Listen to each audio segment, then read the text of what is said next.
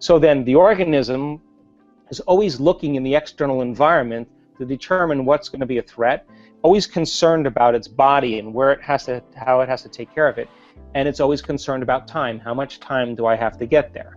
The body, the environment, and time. Now, when you and I live by the hormones of stress, the very fact that we're releasing all these chemicals, by paying all of our attention on the external environment, we focus on objects and things, and we believe that the outer world is more real than the inner world. And this is where we start to feel separation. Now, why do we feel separation? Because the hormones of stress cause us to begin to really begin to understand or perceive reality as a materialist, defining reality with our senses. So the atom is 99.9999999% nothing. It's energy, it's emptiness, it's open space. It's 0.0000001% particle. And when we're living by the hormones of stress, we're focusing on the particle instead of on possibility. And this is where we get in trouble, because when we get to this point and we experience that level of separation, we always try to force and control outcomes in our life because we are matter trying to change matter.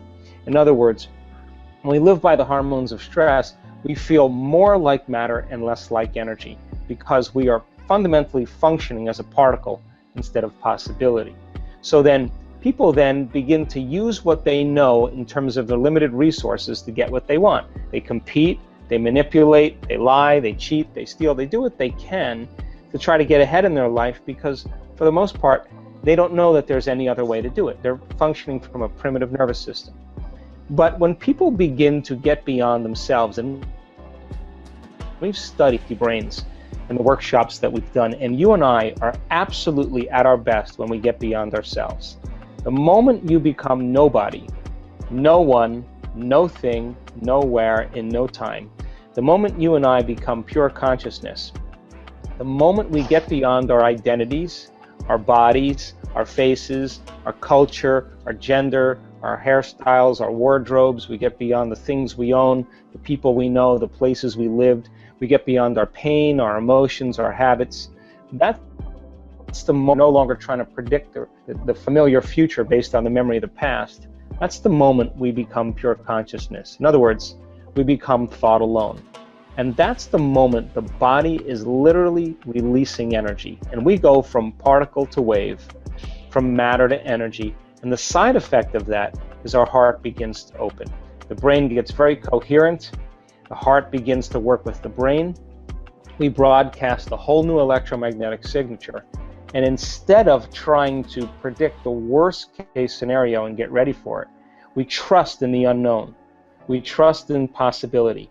We begin to lay down the very thing we used our whole life to get what we want for something greater to occur. And so it's a skill, and you can teach people how to do this. And when people stop living by those limited emotions and they start opening their heart, they feel connected to something greater. And the moment they feel connected to something greater, they're no longer trying to force or control the outcome. They're getting out of the way and allowing the universe to organize it in a way that's just right for them. So the problem, I think, for most of us, me included, to answer your question, is that you and I and most people in our lives, we wait for our life to get so unbearable that crisis or trauma or disease or diagnosis or loss, something has to bring us to this lowest denominator in order for us to want to change. And this is a beautiful time in history, Panache, because people are beginning to realize that they don't have to wait for that. They can learn and change in a state of pain and suffering, or they can learn and change in a state of joy or inspiration.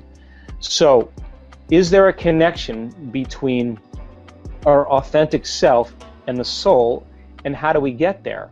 Well, I think for most of us then, we begin to, we're young and we have a lot of confusing things that happen to us in our life, and when we're young, most of our attention is on our inner world.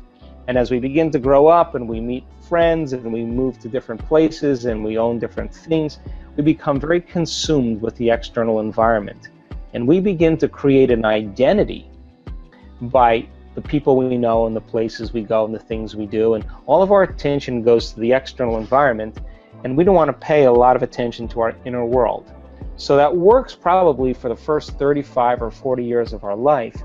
And then after you experience everything that life has to offer, all of a sudden nothing's making that feeling go away.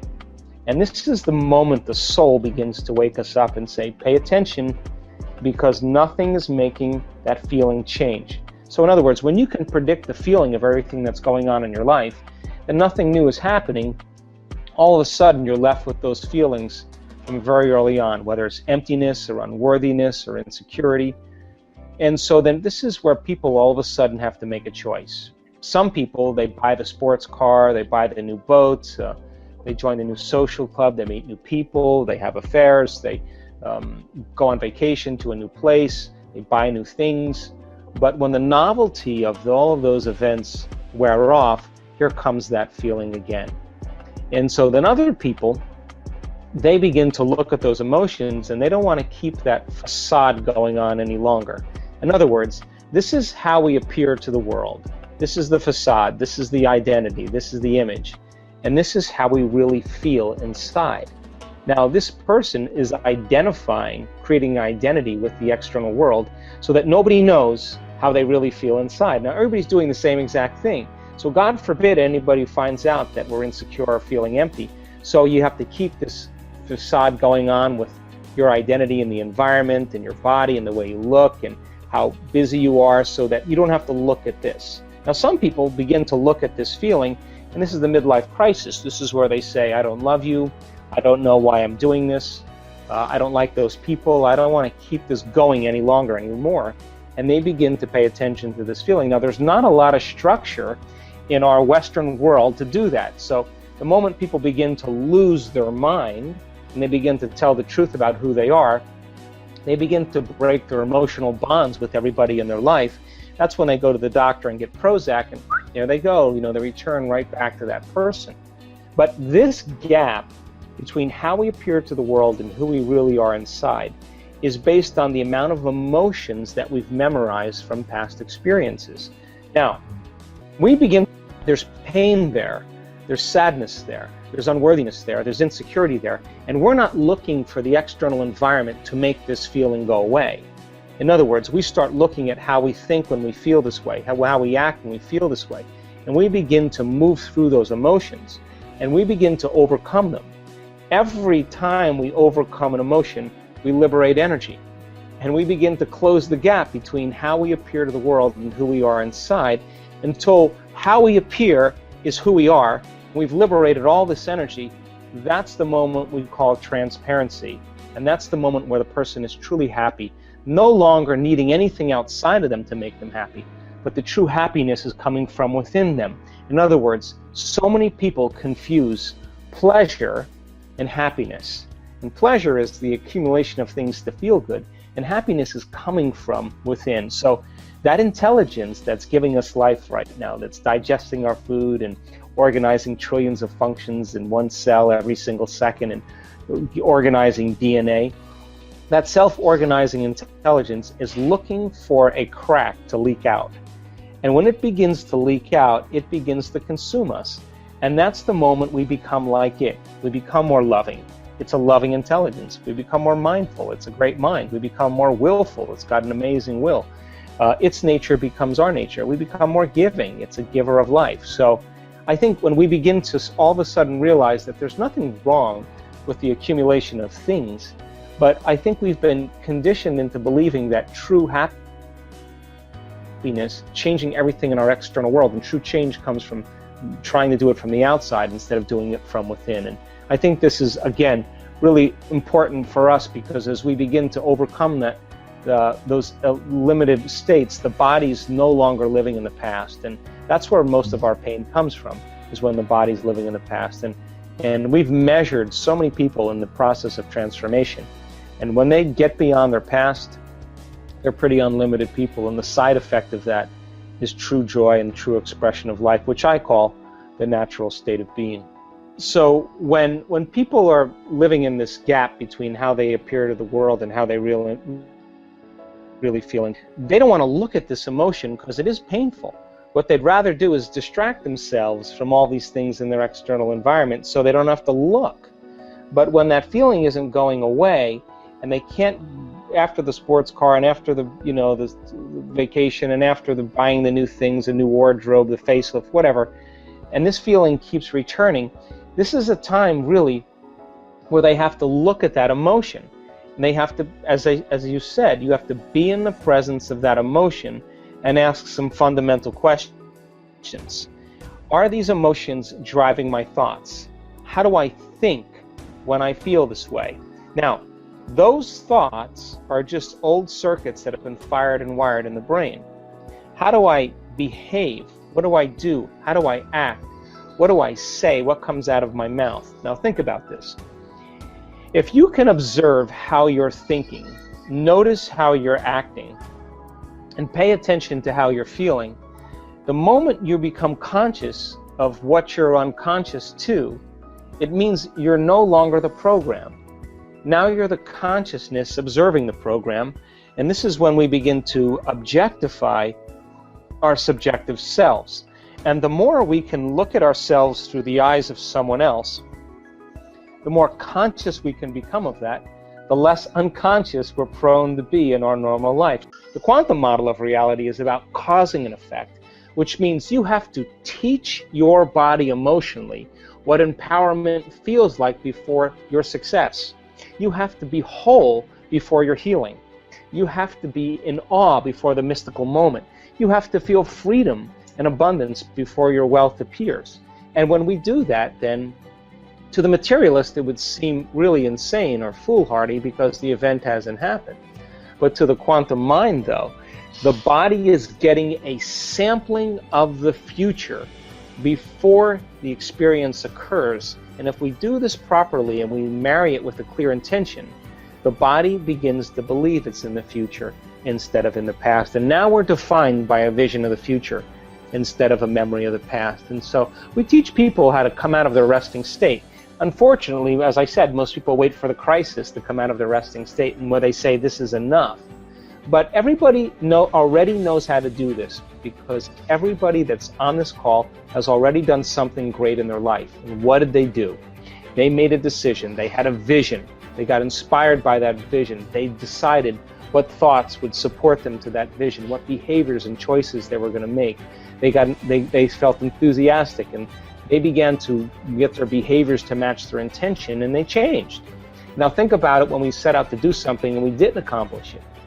We got lazy, we had a vision, we got emotional, we got too busy, stress got in the way, we had social appointments, and we traded that vision for mediocrity. So we come out of our resting state and the body has to be energized with a new frequency. And we were capturing in our last workshop probably 40,000 times the amount of energy in people's brains when they did this. Now, 40,000 times the amount of energy, give you an idea. When people's brains are firing in normal, limited consciousness, we're about 10 to 60 microvolts squared of energy. We're talking about 1 million microvolts of energy in a person's brain. I mean, you can charge your iPhone with that. That is how powerful we really are. So then, as we begin to overcome and overcome and overcome those limitations that block the flow of the divine in us, as we begin to remove those layers, we begin to feel connected to something greater. And then the next challenge appears. So when we begin to get our mind and body right, and we begin to look at what piece of knowledge could we apply to this adversity, to change something about ourselves, to get closer to source, I think that when people really begin to realize that there's no structure out there, yeah, there's structure for drugs, there's structure for alcohol, there's structure for gambling, there's structure for video gaming or overeating or shopping or all of consumerism. You take a pill and it makes that feeling go away immediately. You're going to correlate that internal change with whatever you did to take that, and you're going to develop an attachment or an addiction. And what that does is it begins to broaden the gap. And you could be the wealthiest, the most successful, the most popular person, the most good-looking person in the world, but if you haven't overcome that emotion right there, you haven't evolved in one lifetime. And this is where we have to begin to look at where we're going to make the biggest contribution to ourselves, because as we begin to understand that the soul cannot create a future experience, and the soul wants to really have new events and novel experiences.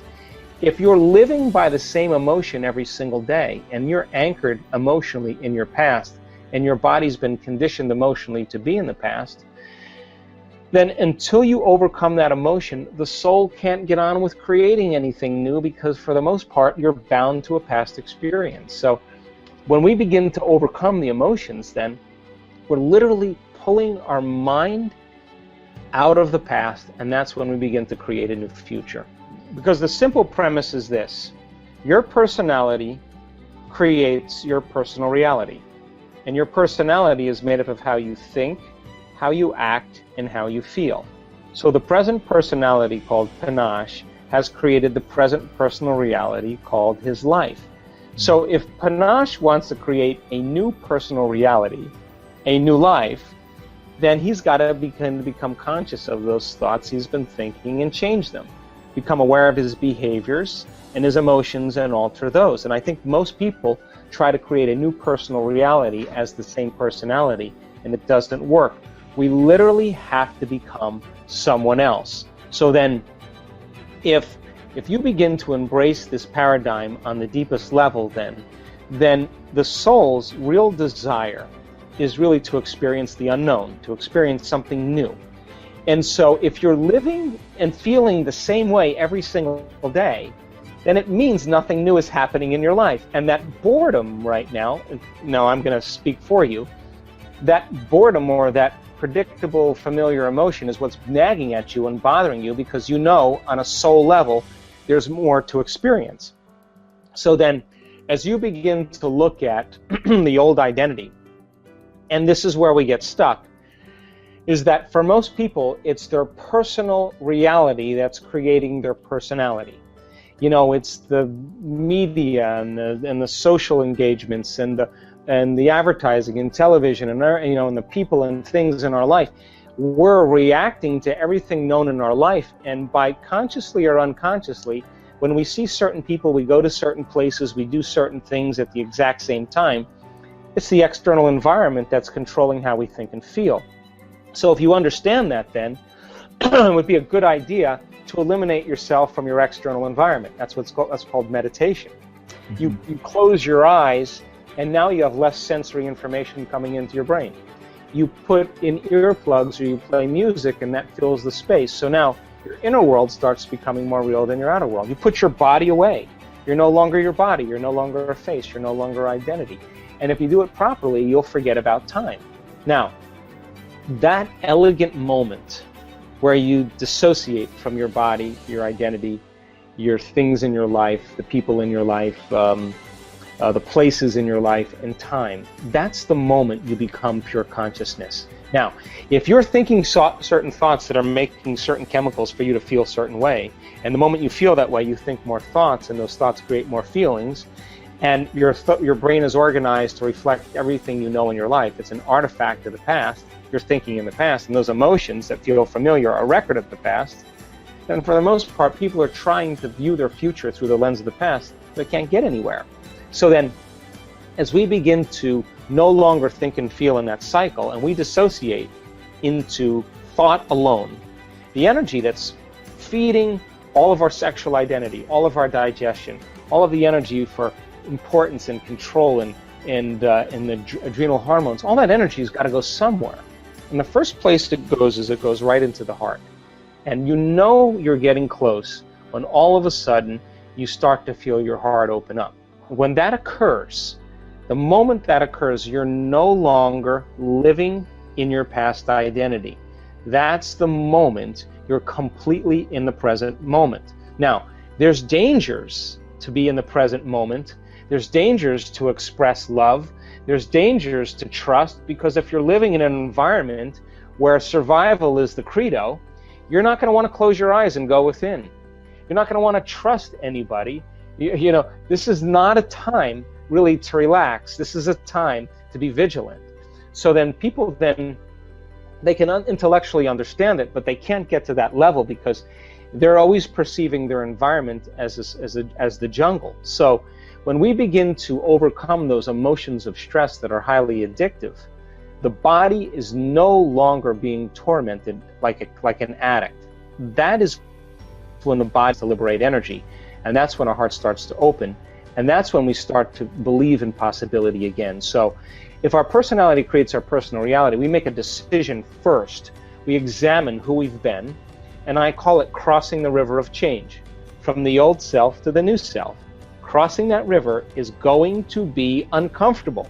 It's going to feel unfamiliar, and you are going to feel like it's unpredictable, because the moment you're no longer thinking that way or acting that way or feeling that way, you're going to feel like an unknown. Now, this is the biological, the neurological, the chemical, and even genetic death of the old self. This is the pain that you experience because the body's looking for its familiar chemical state.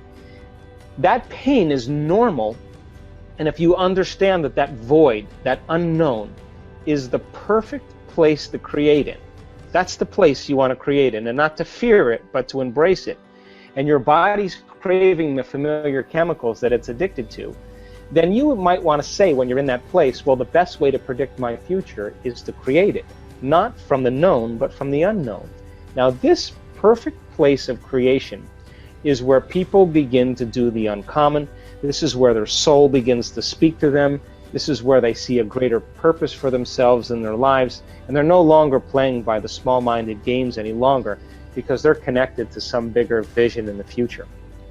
I think transformation is really the one thing that I'm more passionate about than anything else.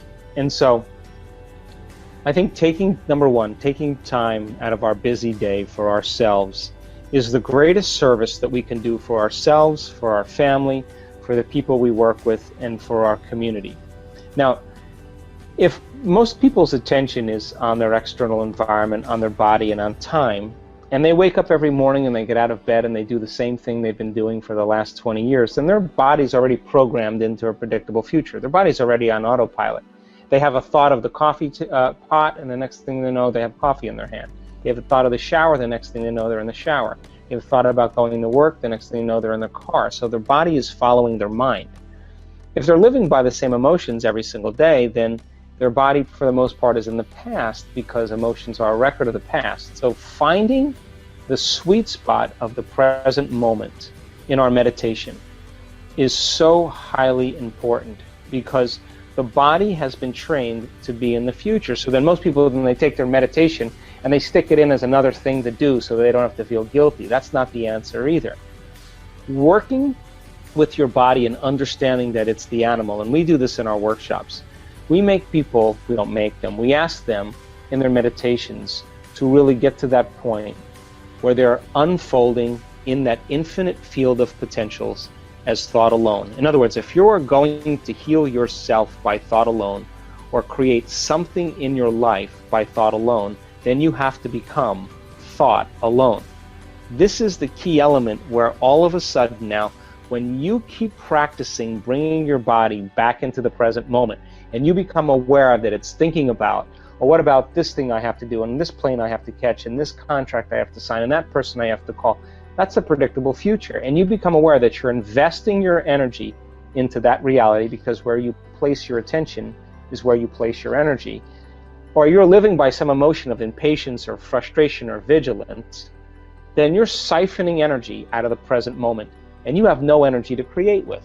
So every time you become conscious that you're moving out of the present moment, and just like riding an unbridled stallion, every time you bring that body back into the present moment and you relax it back down into the present moment and you surrender into nothing, every time you do that, you're reconditioning your body to a new mind. In other words, you're not allowing your body to become the mind.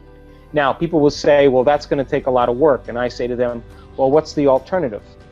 What do you want to do? Do you want to do drugs? I mean, nothing is going to help you to get to the present moment but you. And if you practice being present every single day in your meditations, you will be more present in your life and less preoccupied with that worst case scenario, or that moment where something could go wrong, and living by those hormones of stress. And your body then finally starts to trust you. And when your body finally starts to trust you is the moment it's not worried about the unknown. The unknown is no longer dangerous. The unknown is actually an adventure.